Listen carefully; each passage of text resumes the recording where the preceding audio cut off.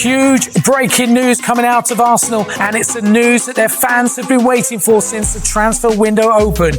They have signed Victor Gyökeres. Gyökeres has become one of the most in-demand strikers in Europe. The 27-year-old scored a remarkable 54 goals in 52 games last season. Now, Gyökeres outscored all the big names across Europe last season.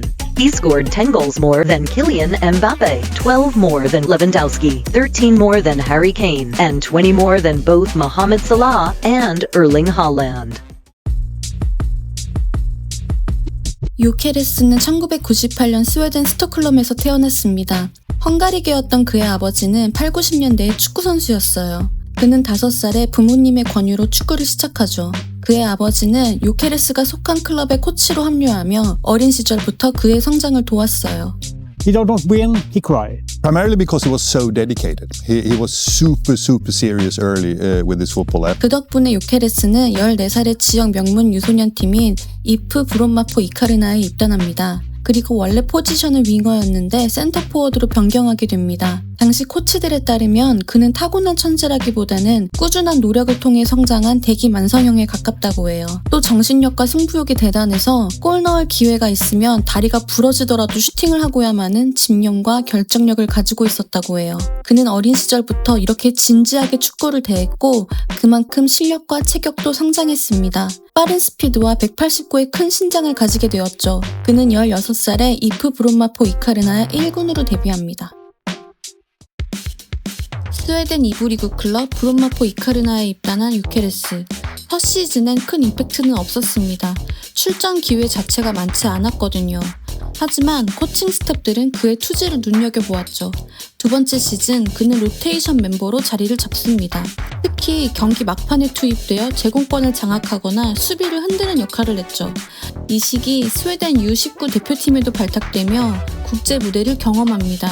그는 유럽 선수권 본선에서 3골을 기록하며 유망주로서 유럽 스카우터들의 주목을 받게 되죠. 그의 영향력이 점점 넓어지고 있었어요. 다음 시즌엔 그는 만 18세의 나이로 팀의 에이스로 거듭납니다. 리그 35경기 15골 9도움. 특히 시즌 최종전. 그는 해트트릭을 장렬시키며 팀을 1대4 대승으로 이끌었어요. 클럽은 그의 맹활약에 힘입어 1부 리그로 승격을 하게 되죠. 사실 이 경기는 그의 고별전이기도 했어요. 그의 앞엔 더 큰 무대가 기다리고 있었거든요. 바로 프리미어리그. 다음 행선지는 브라이튼이었습니다. 16살의 프로 데뷔 후 교체 멤버에서 에이스로, 그리고 팀을 승격시킨 데 이어 프리미어리그 이적까지. 그는 노력하고 또 노력했어요. 축구에 있어 변함없이 진지했습니다. He was wild. He was pressing and he was always going all in and because he wanted to improve. He wanted everything, you know.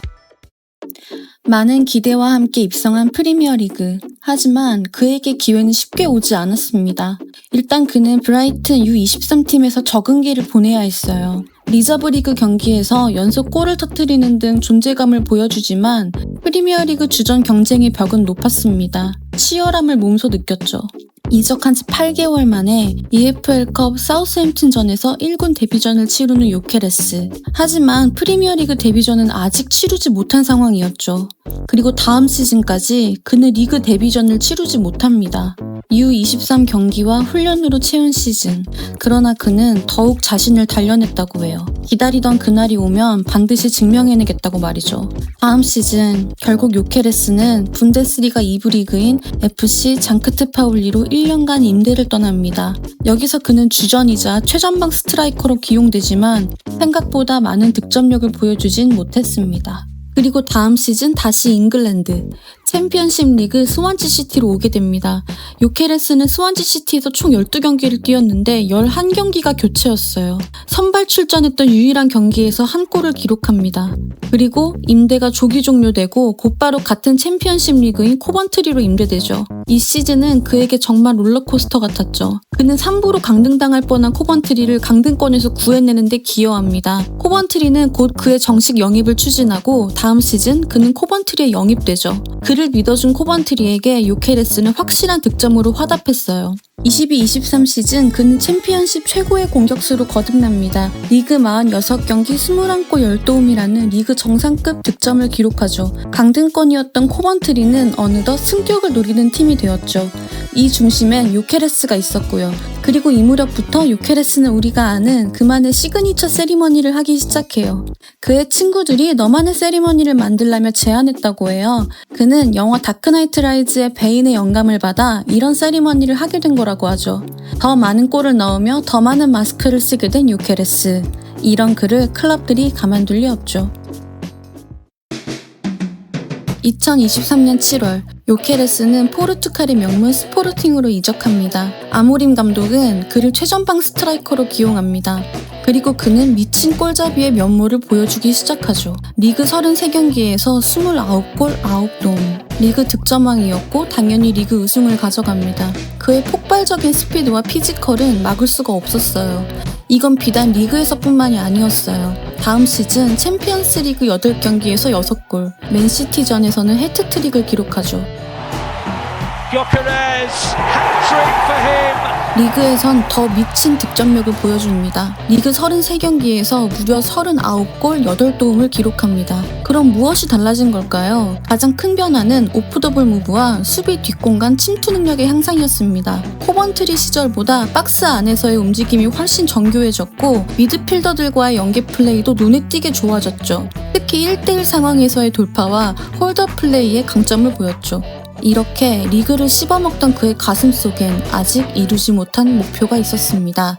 바로 프리미어리그. 그는 한 번도 리그 데뷔전을 치르지 못했으니까요. 당시 맨유, 토트넘 등의 구단이 그에게 눈독을 들였고 그 중엔 아스날도 있었습니다.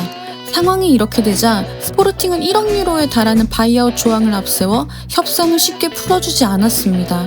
그치만 요케레스는 정말 단호했어요. 요케레스는 급기야 스포르팅 프리시즌 훈련 합류도 거부하는 강수를 둡니다. 결국 길고 길었던 협상 끝에 2025년 7월 말 이적료 총 7,350만 유로, 한화 약 1,200억 원 규모의 이적이 성사가 됩니다. 드디어 요케레스가 아스날의 유니폼을 입게 된 거죠. Felt that it was the right club for me to play for Arsenal, to play at Emirates in front of all the fans, to win games and titles. 아스날은 지난 시즌 리그에서도 챔스에서도 결정력이 아쉬웠습니다. 기존 공격 자원으로는 다소 부족했죠. 팀엔 말 그대로 확실한 골잡이가 필요한 상황이었어요. 아르테타와 보드진들은 요케레스의 득점 본능, 투지, 피지컬에 주목했습니다. 다만 큰 무대에서의 경험이 다소 부족하다는 의견도 있죠. 드디어 진짜 프리미어리그에서 뛰게 될 요케레스. 그리고 골잡이를 영입한 아스날. 그들은 어떤 플레이를 만들어 나갈까요? 이번 시즌 아스날은 리그 우승을 할 수 있을까요? 요케레스의 이야기였습니다.